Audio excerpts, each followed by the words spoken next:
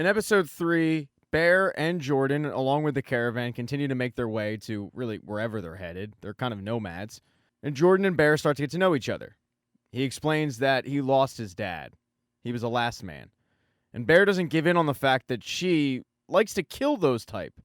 She tells him all about how she had a group of friends, but they had a falling out, and now she's looking for her new friends.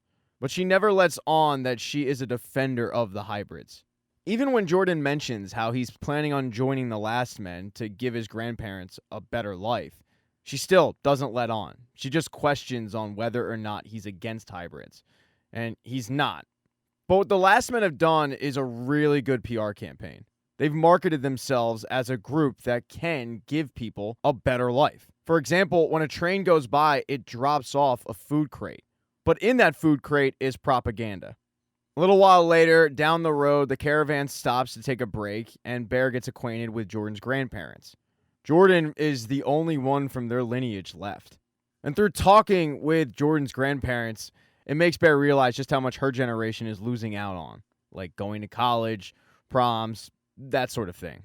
They're just living completely different lifestyles. Later that day, the caravan comes to the fork in the road where Jordan is going to have to get off if he wants to go join the Last Men. He says goodbye to his grandparents. They make Bear promise that she'll look after him, and Bear, along with Jordan and a few others, head off. Bear questions how Jordan even knows the Last Men will take him, and he says they need men. They have this whole zoo now to look after. It's in Essex. Pretty sure that's where he's keeping the hybrids because it was the preserve, but now it's Abbott's. Bear figures out that that's probably where Gus is, so she runs as fast as she can. But they get to a checkpoint where only Last Men are allowed through. So Jordan is the only one who's enlisting, so is Bear. And Bear, of course, isn't the only one that's trying to get back to Gus. So are Jep and Amy. They make their way to a place called Factory Town. It's kind of a little bit of a port. You can trade, they have a cantina, but they also have the guys that Jep is talking about, the Muscle. He used to run with these people back in the day with the Last Men. Unfortunately, upon arrival, they find out that they died. This was Jep's only idea, so he really needs a drink. The two head off to the cantina, and Amy can tell that Jep isn't doing well finding out that his friends died. She tries to get him to open up about it. She thinks that he's dealing with survivor's guilt, but Jep definitely does not want to talk about it. Jep then questions her on what made her hide behind a concrete wall for 10 years, and she says human beings. Last time I took my kids out of the zoo, I paid for it. I took my eyes off them for 1 second, and my 2 sheep hybrids vanished. Somebody took them. So I decided to keep distance from humans. Jep gets the conversation back on track, saying maybe they can trade with Last Men, but that's a non-starter for Amy. But she notices that the bar has a phone, and she remembers that she used to trade with people, and maybe she can get them to help them out. Jep questions if they can fight, but Amy points out, you don't have a better idea. Although when they get up to actually use the phone, a woman stops them, saying, you can't. My wife's calling. And you can tell that this woman's a little unhinged and pretty upset. So Tommy gets up and gives her a giant hug, asking, when was the last time you saw your wife? And it was 10 years ago. He reasons with her, saying that she doesn't sound crazy. She made a promise to her wife and she's trying to keep it, but he also made a promise to somebody. And using that phone can help keep that promise. Jep playing to this woman's emotions works, and she allows Amy to use the phone. Amy has to leave a message, and then they have to play a waiting game to see if the people call back. But while they're waiting, Last Men show up, and that's very unusual for this place. The bartender tells everybody that the Last Men are requesting everybody go outside for an announcement. And that's when Amy and Jep are surprised because there's Abbott standing right in front of them.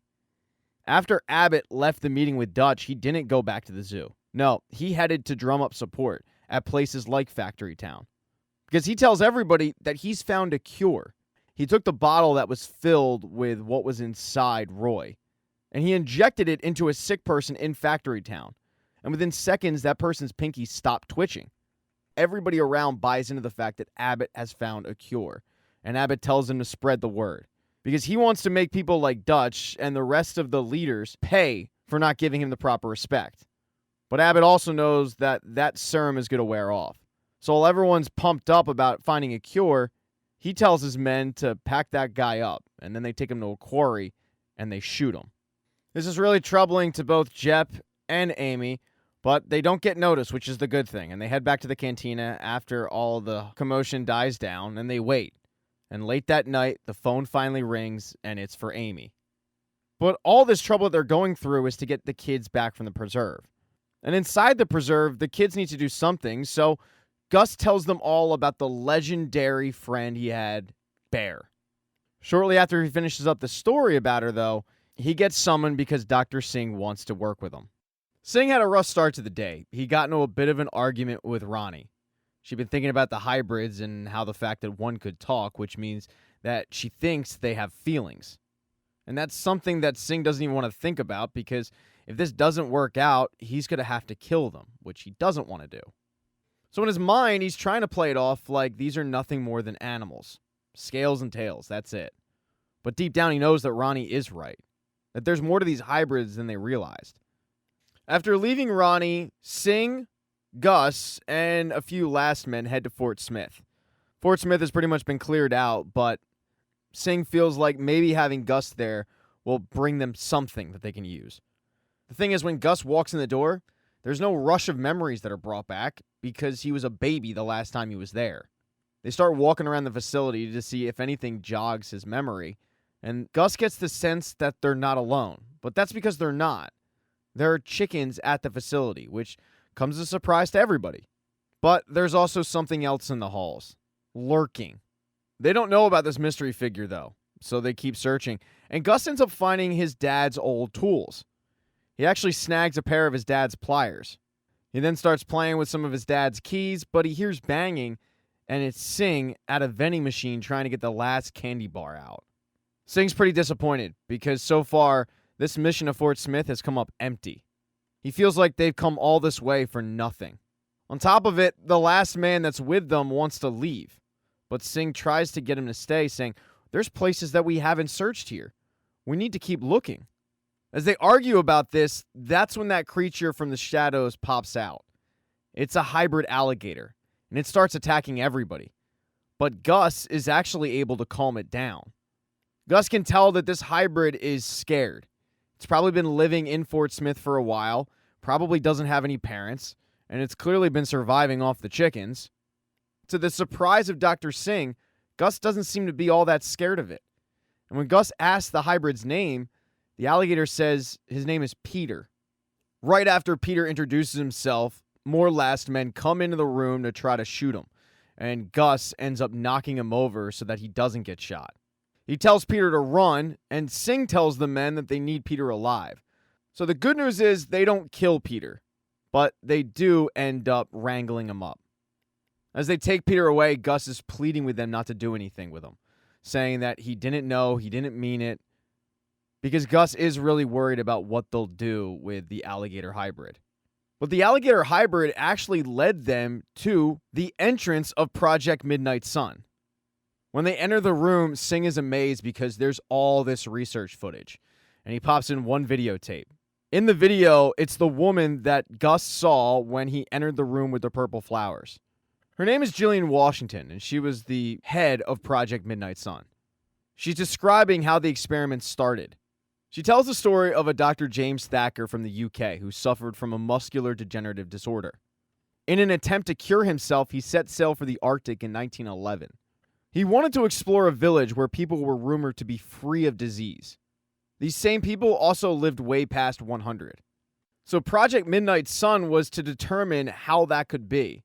She then introduced the lead scientist, and it was Birdie. And when Birdie comes on the screen, Gus recognizes her right away as his mom. Birdie explains that in order to determine how this could be, they collected water, plant, and animal samples, along with ice cores. And what they found were microbes unlike any other. With the right modifications, these microbes could supercharge the immune system. So they started injecting chickens, and it was a big success. And they concluded that the same experiments could be applied to cure human diseases. But before they could really get down that road, they had a happy accident known as Gus. And 10-year-old Gus is watching baby Gus on this TV screen, while Singh is completely amazed. He knows what this means for his research. This could blow the lid off everything in finding a cure. And he's going to have to take all of the stuff they found, including the chickens, back to the preserve. So this day was a win-win for both sides because Singh got closer to a cure and Gus was able to hear Birdie's voice again. On the way back to the preserve, Singh thanks Gus for the help, but Gus warns him, well, if you hurt Peter, I'm never helping you again. And Singh says, okay, well, a deal is a deal. But while Singh was gone, his wife tried to get more involved. Through sweet-talking Johnny, he allowed her to speak to the hybrids for a little bit. And when she enters the room with the hybrids, she recognizes Wendy right away from the picture. She's able to get in their good graces by sneaking them in some food. But the last men don't give her a lot of time with the hybrids. So Ronnie knows she's going to have to continue to sweet-talk Johnny and befriend him so she can spend more time with the hybrids. The hybrids, though, are pissed off. Because shortly after Ronnie left, they overheard one of the last men talking about what happened with Roy. And it forces Wendy to come clean. And they're not pissed off at Wendy, they're pissed off at Gus. So when he returns, they all confront him, and they pretty much give him the cold shoulder. They're pissed off. Thank you so much for checking out this recap. Please consider subscribing to the channel and subscribing to my Patreon. Hit thumbs up if you liked it. Smash that thumbs down button if you thought it sucked. If you left a comment, I don't get back to you. I usually don't check the comments unless they're like a super comment. Also, if you don't see the next video up on the end screen, not to worry, it'll be up in a day or two.